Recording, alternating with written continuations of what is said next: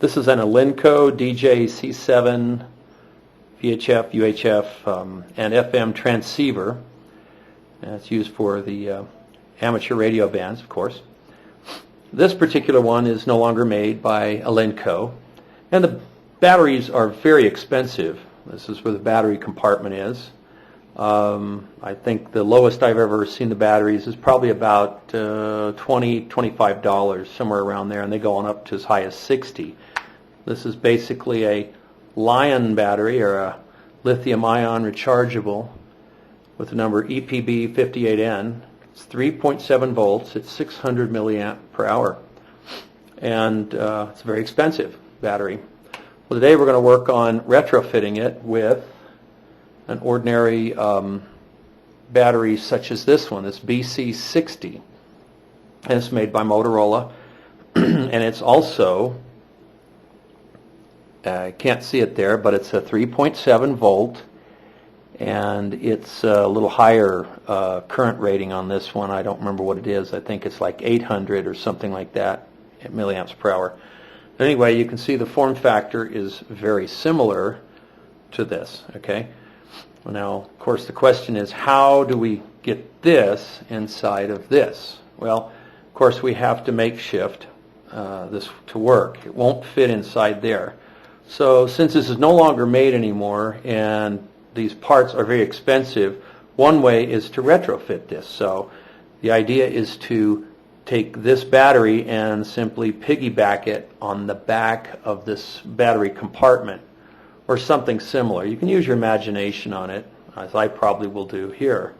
Maybe fit it on something like that or like that. But anyway, however it's done, it'll be glued on just like that. Okay.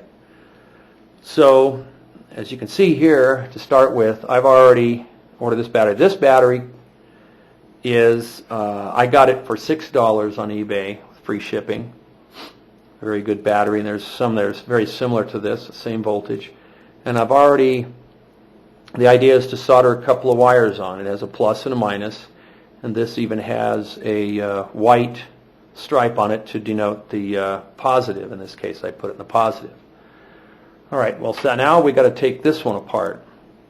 Well, I've already done a lot of the work on this, so it involves, you have to get in it by taking this lid off, and as you can see, there's going to be tape in this. I've already done a lot of that work. Tape that keeps it in there. That blue tape is what keeps it in place. So this is the lid, and it has to be, literally, you'll have to pry it off. It has to be pried off with very carefully with probably a utility knife blade or a small screwdriver. So once that's off, then this has to be very carefully taken out. That is the battery. Now, I've already done it, so it should just come out, along with a couple of small PC boards. Okay. So right here is the PC boards. I had to unsolder these. The only thing that we're keeping on this, or I'm keeping, is this piece. This is the contact board.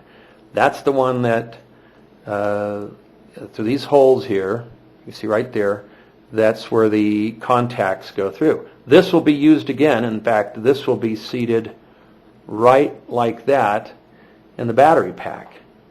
And now what we're going to do is solder those wires on the new battery, this one here, and it'll solder on right about there.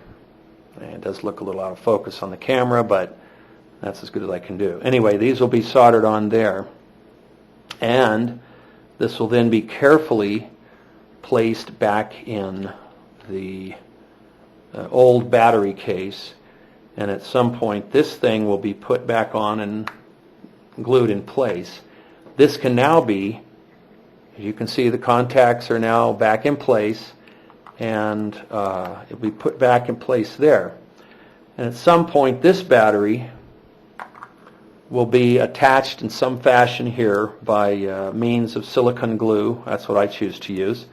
And I'm going to drill a small hole, probably right there. That's where these wires here will go into it, and of course they'll be trimmed to length.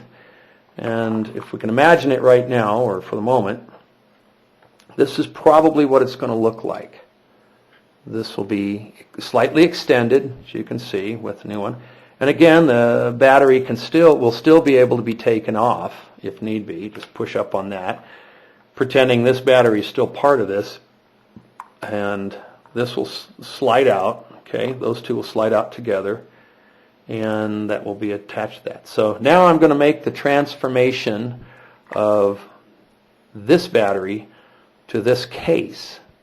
Okay, and so we'll be back to see what that looks like.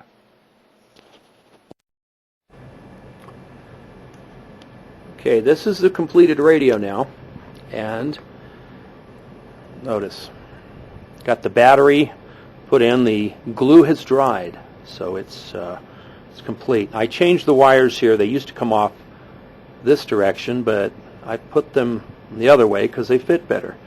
I've got a hole right here where the wires go in, and the battery can still be removed. So just we'll take it apart and look at it. So the battery can then be removed just like it was before, and see, it's still compact. Now the battery is complete. This does work. Now let's look inside and see what it looks like. Again, we take that off. You can see here this little strip. We save that, and we solder onto it right there. I can't get that in focus, but that's okay. This is where the wires will go through from here and solder onto the contact strip, and this slides right in that little notch right there. And then again, we save this part, and that's the lid. That'll go back on there like that in some fashion. It should just kind of snap. That can be glued back on at some point. Anyway, this now goes back into the radio, and like so, and then we just snap it back in place, that little snap there, and we can turn it on. The radio does work, as you can see. You can transmit on it, and it's got no battery warning. This battery hasn't even been charged yet, and it's in great shape. Works just fine. So this is, of course, it's easy to hold in the hand still.